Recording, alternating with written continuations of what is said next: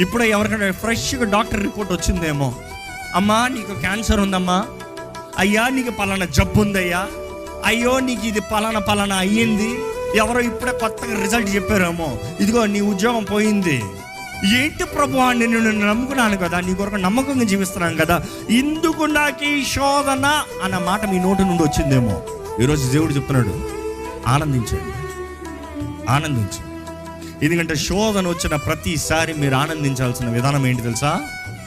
మీకు లెవెల్ పెరుగుతుంది, బ్లెస్సింగ్ అధికమవుతుంది, హెచ్చింపు వస్తుంది.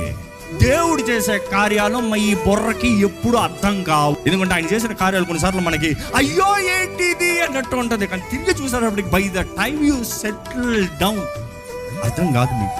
అరే ఎక్కడ ఉన్నాను నేను? ఎందుకంటే ఆయనను ప్రేమించు వారికి ఆయన సమస్తము సమకూర్చి జరిగించే దేవుడు అంట. సో మీరు ఏ పోరాటాల్లో వెళ్ళినా కూడా దయచేసి ధైర్యం తెచ్చుకోండి.